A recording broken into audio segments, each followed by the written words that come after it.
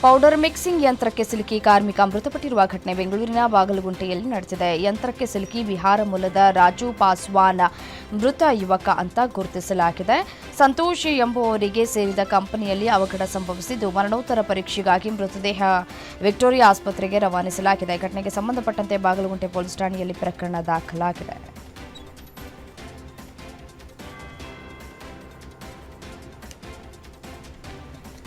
ಅಕ್ಕಿ ಸಾಗಾಟ ಮಾಡ್ತಾ ಇದ್ದ ಲಾರಿ ಡಿಕ್ಕಿಯಾಗಿ ರಾಷ್ಟ್ರೀಯ ಹೆದ್ದಾರಿಯಲ್ಲಿ ಸ್ಕೈವಾಕ್ ಮುರಿದು ಬಿದ್ದು ಕಾರು ಜಖಂಗೊಂಡ ಘಟನೆ ಕೋಲಾರ ಹೊರವಲಯದ ಕೊಂಡರಾಜನಹಳ್ಳಿಯಲ್ಲಿ ನಡೆದಿದೆ. ಸ್ಕೈವಾಕ್ ಪಿಲ್ಲರ್ಗೆ ಲಾರಿ ಡಿಕ್ಕಿಯಾಗಿದ್ದರಿಂದ ಅವಘಡ ನಡೆದಿದೆ. ಘಟನೆಯಲ್ಲಿ ಯಾವುದೇ ಪ್ರಾಣಾಪಾಯ ಸಂಭವಿಸಿಲ್ಲ.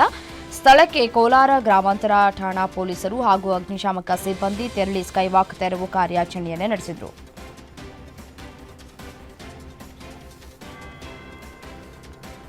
ಚಡ್ಡಿ ಗ್ಯಾಂಗ್ ನಂತರ ಜನರ ನಿದ್ದೆಗೆಡಿಸಿದ ಮಾಸ್ಕ್ ಗ್ಯಾಂಗ್ ಕೊನೆಗೂ ಖಾಕಿಗೆ ಲಾಕ್ ಆಗಿದೆ. ರಾತ್ರಿ ವೇಳೆ ಬ್ಲಾಕ್ ಅಂಡ್ ವೈಟ್ ಬಟ್ಟೆ ಧರಿಸಿ ಬಂದು ಕಳ್ಳತನ ಮಾಡ್ತಾ ಇದ್ದ ಕಳ್ಳರನ್ನ ದೊಡ್ಡಬಳ್ಳಾಪುರ ಗ್ರಾಮಾಂತರ ಪೊಲೀಸರು ಬಂಧಿಸಿ ಜೈಲಿಗಟ್ಟಿದ್ದಾರೆ. ಪುರುಷೋತ್ತಮ, ಚಂದ್ರು, ದರ್ಶನ್, ಸೌಭಾಗ್ಯ ಬಂಧಿತ ಆರೋಪಿಗಳು ತಲೆಗೆ ಟೋಪಿ, ಮುಖಕ್ಕೆ ಮಾಸ್ಕ್, ಕೈಗೆ ಗ್ಲೌಸ್ ಹಾಕೊಂಡು ಕಳ್ಳತನ ಮಾಡ್ತಾ ಇದ್ದ ಈ ಗ್ಯಾಂಗ್ ಬೆಂಗಳೂರು ಗ್ರಾಮಾಂತರ ಭಾಗದ ಜನರಲ್ಲಿ ಭಯದ ವಾತಾವರಣ ಸೃಷ್ಟಿಸಿದ್ರು. ಇವರನ್ನ ಈಗ ಒದ್ದು ಒಳಗೆ ಹಾಕಿದ ಪೊಲೀಸರ ಕಾರ್ಯಾಚರಣೆಗೆ ಸಾರ್ವಜನಿಕರಿಂದ ಮೆಚ್ಚುಗೆಗಳು ವ್ಯಕ್ತವಾಗ್ತಿದೆ.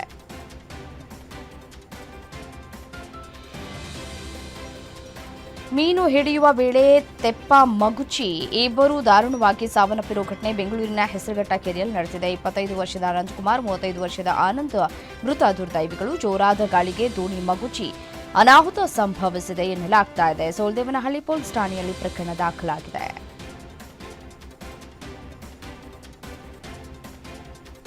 ವಿಜಯನಗರದಲ್ಲೂ ವಾಹನ ಸವಾರರಿಗೆ ಗುಂಡಿ ರಸ್ತೆಗಳು ಸಮಸ್ಯೆಯಾಗಿ ಕಾಡ್ತಾ ಇದೆ. ಪ್ರತಿನಿತ್ಯ ಗುಂಡಿ ರಸ್ತೆಗಳಲ್ಲಿ ಓಡಾಡುವುದಕ್ಕೆ ವಾಹನ ಸವಾರರು ಪರದಾಟವನ್ನು ನಡೆಸ್ತಾ ಇದ್ದಾರೆ. ಸ್ವತಃ ರಸ್ತೆ ಗುಂಡಿಗಳನ್ನು ಮುಚ್ಚುವುದಕ್ಕೆ ವಿಜಯನಗರ ಪಿಎಸ್ಐ ಮುಂದಾಗಿದ್ದಾರೆ. 2 ಕಿಲೋಮೀಟರ್ ರಸ್ತೆಗೆ ಮಣ್ಣು ಹಾಕಿಸಿ ರಸ್ತೆಗಳ ಗುಂಡಿ ಮುಚ್ಚಲಾಗಿದೆ. ಹೊಸಪೇಟೆ ತಾಲೂಕಿನ ಮರಿಮ್ಮನಹಳ್ಳಿ ಪೊಲೀಸ್ ಠಾಣೆಯ ಪಿಎಸ್ಐ ತಾರಾಬಾಯಿ ಈ ಕಾರ್ಯವನ್ನು ಮಾಡ್ತಾ ಇದ್ದಾರೆ.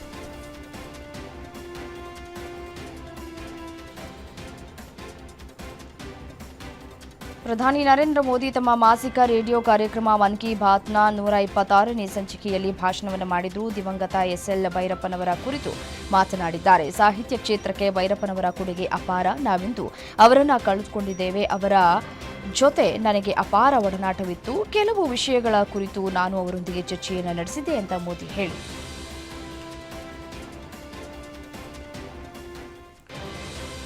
ಪ್ರಧಾನಿ ಮೋದಿ ತಮ್ಮ ಮಾಸಿಕ ರೇಡಿಯೋ ಕಾರ್ಯಕ್ರಮ ಮನ್ ಕಿ ಬಾತ್ನ 126ನೇ ಸಂಚಿಕೆಯನ್ನು ಉದ್ದೇಶಿಸಿ ಮಾತನಾಡಿದರು. ಪ್ರಧಾನಿ ಮೋದಿ ಭಗತ್ ಸಿಂಗ್ ಅವರಿಗೆ ವಿಶೇಷ ಗೌರವವನ್ನು ಸಲ್ಲಿಸಿದರು. ಭಗತ್ ಸಿಂಗ್ ಅವರು ಪ್ರತಿಯೊಬ್ಬ ಭಾರತೀಯರಿಗೆ, ವಿಶೇಷವಾಗಿ ದೇಶದ ಯುವಕರಿಗೆ ಸ್ಫೂರ್ತಿ ಅಂತ ಹೇಳಿದರು.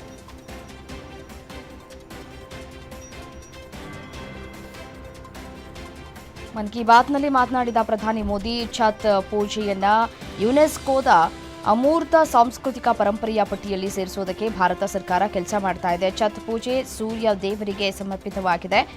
ಈ ವೇಳೆ ಭಕ್ತರು ಸೂರ್ಯನಿಗೆ ಪ್ರಾರ್ಥನೆಯನ್ನು ಸಲ್ಲಿಸುತ್ತಾರೆ ಅಂತ ವಿವರಿಸಿದರು. ಮೂಲತಃ ಸ್ಥಳೀಯ ಸಂಪ್ರದಾಯವಾಗಿದ್ದ ಈ ಹಬ್ಬವು ಈಗ ಜಾಗತಿಕವಾಗಿ ಮನ್ನಣೆಯನ್ನ ಪಡೆದುಕೊಳ್ತಾ ಇದೆ ಎಂದರು.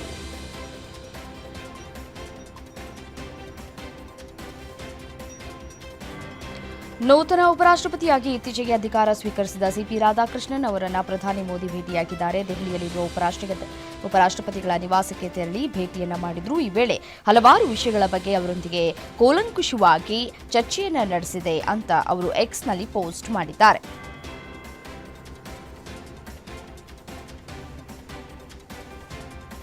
ಪಾಕಿಸ್ತಾನದ ವಿರುದ್ಧ ವಿದೇಶಾಂಗ ವ್ಯವಹಾರಗಳ ಸಚಿವ ಜೈಶಂಕರ್ ತೀವ್ರ ವಾಗ್ದಾಳಿಯನ್ನು ನಡೆಸಿದರು. 80ನೇ ವಿಶ್ವಸಂಸ್ಥೆಯ ಸಾಮಾನ್ಯ ಸಭೆಯ ಅಧಿವೇಶನವನ್ನು ಉದ್ದೇಶಿಸಿ ಮಾತನಾಡಿದ ಅವರು ಪಾಕಿಸ್ತಾನವು ಭಯೋತ್ಪಾದನೆಯನ್ನು ತನ್ನ ರಾಜ್ಯ ನೀತಿ ಅಂತ ಬಹಿರಂಗವಾಗಿ ಕಿಡಿಕಾರಿದ್ದಾರೆ. ವಿಶ್ವಸಂಸ್ಥೆಯ ಗೊತ್ತುಪಡಿಸಿದ ಭಯೋತ್ಪಾದಕರ ಪಟ್ಟಿಯು ಕೇವಲ ಒಂದು ದೇಶದ ಪ್ರಜೆಗಳಿಂದ ತುಂಬಿದೆ. ಭಾರತದ ಪಕ್ಕದಲ್ಲೇ ಇರುವ ಆ ದೇಶ ಜಾಗತಿಕ ಭಯೋತ್ಪಾದನೆಯ ಕೇಂದ್ರ ಬಿಂದುವಾಗಿ ಮುಂದುವರೆದಿದೆ ಅಂತ ಹೇಳಿದರು.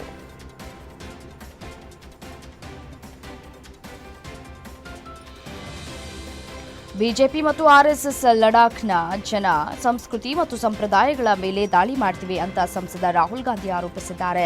ಹಿಂಸಾತ್ಮಕ ಪ್ರತಿಭಟನೆಯಲ್ಲಿ 4 ದಾರುಣವಾಗಿ ಸಾವನ್ನಪ್ಪಿದ್ದಾರೆ. ಲಡಾಖ್ ಹಿಂಸಾಚಾರಕ್ಕೆ ಬಿಜೆಪಿ ಮತ್ತು ಆರ್ಎಸ್ಎಸ್ ಕಾರಣ ಅಂತ ನೇರವಾಗಿ ಆರೋಪಿಸಿದ್ದಾರೆ. ಅಕ್ರಮದ ವಿರುದ್ಧ ಲಡಾಖ್ನ ಜನರು ಧ್ವನಿ ಎತ್ತಿದ್ದು ಅದನ್ನು ಬಿಜೆಪಿ ದಮನಗೊಳಿಸಿದ್ದು 4 ಯುವಕರು ಸಾವನ್ನಪ್ಪಿದ್ದಾರೆ. ಸೋನಂ ವಾಂಗ್ಚುಂಗ್ ಅವರನ್ನು ಬಂಧಿಸಿ ಜೈಲಿನಲ್ಲಿ ಇರಿಸಲಾಗಿದೆ ಅಂತ ಹೇಳಿದರು.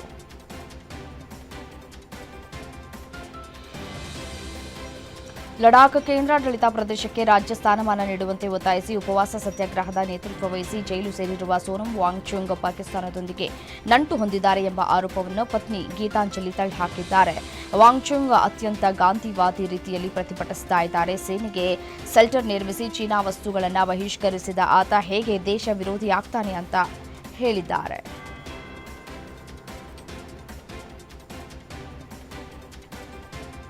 ಜಮ್ಮು ಮತ್ತು ಕಾಶ್ಮೀರದ ಕುಪ್ವಾರ ಜಿಲ್ಲೆಯಲ್ಲಿ ಭದ್ರತಾ ಪಡೆಯು ಸಿಬ್ಬಂದಿ ಏನಿದ್ದಾರೆ ಇಬ್ಬರನ್ನು ಉಗ್ರರನ್ನ ಹೊಡೆದು ಉರುಳಿಸುವಲ್ಲಿ ಯಶಸ್ವಿಯಾಗಿದ್ದಾರೆ. ಕುಪ್ವಾರದ ಗಡಿ ನಿಯಂತ್ರಣ ರೇಖೆ ಬಳಿ ಭಾರತದ ಒಳನುಸುಳುವುದಕ್ಕೆ ಯತ್ನಿಸಿದ ಭಯೋತ್ಪಾದಕರ ಪ್ರಯತ್ನವನ್ನು ತಡೆದ ಭದ್ರತಾ ಪಡೆ ಅವರನ್ನು ಹೊಡೆದುರುಳಿಸಿದೆ ಅಂತ ಮೂಲಗಳು ತಿಳಿಸಿವೆ. ಗಡಿ ನಿಯಂತ್ರಣ ರೇಖೆ ಬಳಿ ಅನುಮಾನಾಸ್ಪದ ಚಟುವಟಿಕೆ ನಡೀತಾ ಇರುವ ಬಗ್ಗೆ ದೊರೆತ ಖಚಿತ ಮಾಹಿತಿ ಮೇರೆಗೆ ಭದ್ರತಾ ಪಡೆಗಳು ಕಾರ್ಯಾಚರಣೆಯನ್ನು ನಡೆಸಿದ್ವು.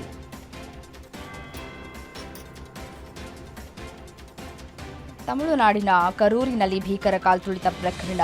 ಟಿವಿಕೆ ಮುಖ್ಯಸ್ಥ ನಟ ವಿಜಯ್ಗೆ ಬಾಂಬ್ ಬೆದರಿಕೆ ಹಾಕಿದ್ದಾರೆ. ಈ ಹಿನ್ನೆಲೆ ಚೆನ್ನೈನಲ್ಲಿರುವ ವಿಜಯ್ ಮನೆಯಲ್ಲಿ ತೀವ್ರ ತಪಾಸಣೆ ನಡೆಸಲಾಗಿದೆ. ಬಾಂಬ್ ನಿಷ್ಕ್ರಿಯ ದಳ ಶ್ವಾನ ದಳದಿಂದ ಶೋಧ ಕಾರ್ಯವನ್ನು ನಡೆಸಲಾಗಿದೆ.